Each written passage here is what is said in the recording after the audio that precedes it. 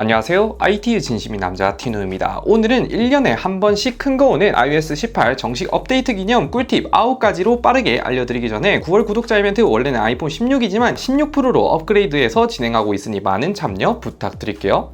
우선 한국은 9월 17일 새벽 2시에 업데이트 배포 예정이기에 17일부터 다운받으시면 될 것 같습니다. 아무튼 다운을 받고 나면 뭐가 바뀌었나 싶죠. 우선 첫 번째 변경점은 잠금 화면인데 우리에게 익숙한 잠금 화면 맨날에 우측엔 카메라 왼쪽에는 플래시가 있는 게 국룰인데 이제 이 두 아이콘을 커스텀할 수 있습니다. 화면에 빈 공간을 누르고 밑에 사용자화에 들어가면 기존에는 맨 위에 시계 폰트나 위젯, 글꼴들만 변경이 가능했으나 아래의 위젯들도 바꿔서 쓸 수가 있습니다. 아예 이렇게 다 빼서 쓸 수도 있고 제어센터에 지원하는 기능들이라든지 단축어, 음성 메모 등등 거의 웬만한 기능들을 바꿔서 쓸 수가 있어요. 상황에 따라 녹음기라든지 번역으로 바꿔서 쓰면 좋을 것 같습니다.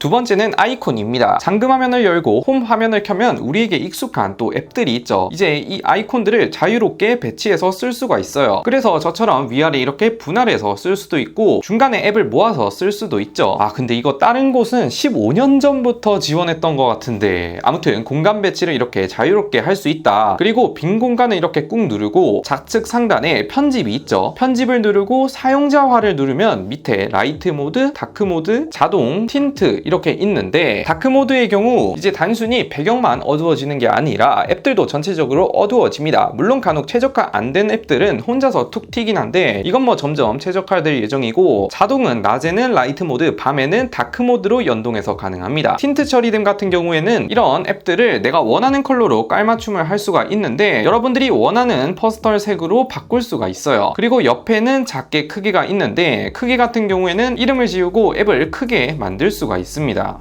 세 번째는 앱 잠금입니다. 이제 중요한 앱들을 개별로 잠금시킬 수 있는데 예를 들어 메모장에 중요한 정보들을 기입해 놓거나 갤러리 같은 거 혹시나 해서 해킹당하거나 폰을 분실했을 때 남들이 열어볼 수도 있잖아요. 아무튼 나에게 중요한 앱들, 업무상 중요한 앱들은 이렇게 꾹 눌러서 밑에 페이스 아이디 요구가 있죠. 이거를 클릭해주면 이제 해당 앱을 들어갈 때 이렇게 페이스 아이디를 인식해야 열립니다. 참고로 앱 잠금을 시키면 알림도 안 뜬다고 하네요.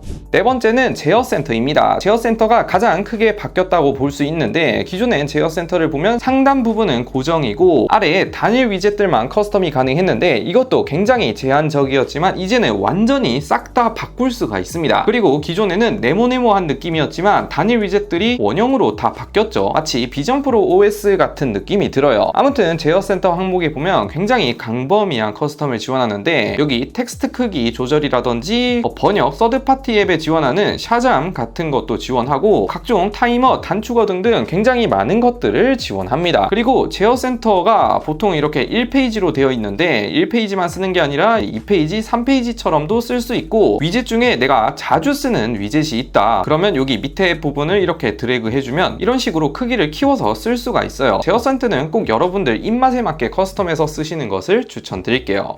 다섯 번째는 사진 개편입니다. 갤러리가 정말 오랜만에 개편이 되었는데 처음 이렇게 들어가 보면 우리가 늘 보던 게 뜨죠. 밑에 연도별이 있고 월별이 있고 전체 이렇게 있는데 밑에 내려가면 AI가 특정 주제에 맞춰서 모아서 보여줍니다. 예를 들어 토요일에 무슨 사진을 찍었는지 이렇게 보여주고 사람 얼굴마다 정리를 해주는데 얼굴은 100% 정확하지는 않는 것 같습니다. 근데 특이하게 비전 프로 쓴 것도 이렇게 정리를 해주네요. 그리고 즐겨 찾는 항목이 있고 추억이라든지 지도 같은 게 있는데 특히 여행 갔을 때 자동으로 사진을 이렇게 조합해줘서 영상으로 보여줍니다. 아무튼 굉장히 다양하게 분류해주고 로우 파일이라든지 QR코드, 손글씨 이런 것도 분류해주더라고요. 그리고 배경화면 제한, 제가 찍은 사진들 중에 애플이 골라서 배경화면 글꼴과 함께 추천을 해줍니다. 그리고 이런 추천 항목들 중에 마음에 안 드는 게 있다면 맨 밑에 사용자화 재정렬이 있는데 여기 중에 마음에 안 드는 항목들을 지워서 쓸 수가 있어요. 당연히 항목별 위치들도 이동시킬 수 있습니다.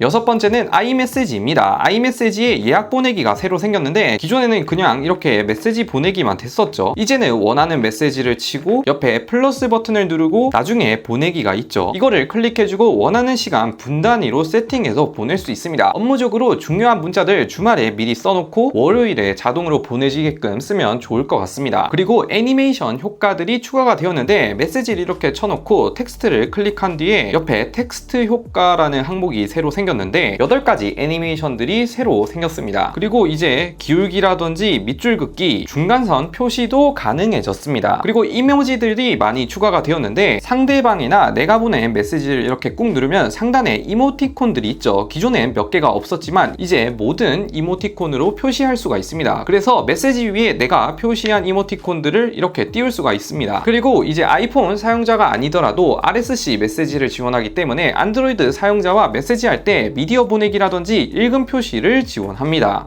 7번째는 게임 모드입니다. 이제 게임을 플레이하면 자동으로 게임 모드가 켜지는데 갤럭시 게임 모드와 비슷한 느낌이라고 보시면 되고, 우선 게임 모드가 활성화되면 백그라운드가 최소화되고 해당 게임의 CPU와 GPU 성능을 좀 더 할당시킨다고 합니다. 실제로 해외 리뷰어 테스트를 보면 전력이 소폭 증가하긴 하지만 프레임이 크게 개선되는 효과가 있다고 하네요. 고사양 게임 유저라면 꼭 iOS 18 업데이트를 추천드립니다.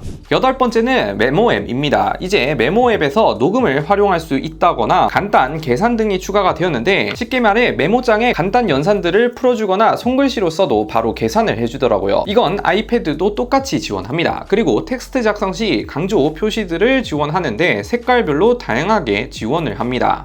9번째는 애플 AI인데 사실 이거 제가 다룰까 말까 고민을 하다가 한국어 기준으로 내년까지 지원 여부가 불투명해져서 그냥 간략하게 현황들만 알려드리자면, 우선 영어는 10월부터 지원한다고 하지만 한국어는 내년 상반기까지 지원 계획이 없고, 그로 인해 애플 이벤트에서 홍보했던 AI 기능들을 한국어 기준으로 모두 다 지원이 불가능하다고 보시면 됩니다. 그래서 대표적으로 아이폰 통화 녹음도 순정 iOS 기준 내년 상반기까지 사용이 불가능합니다.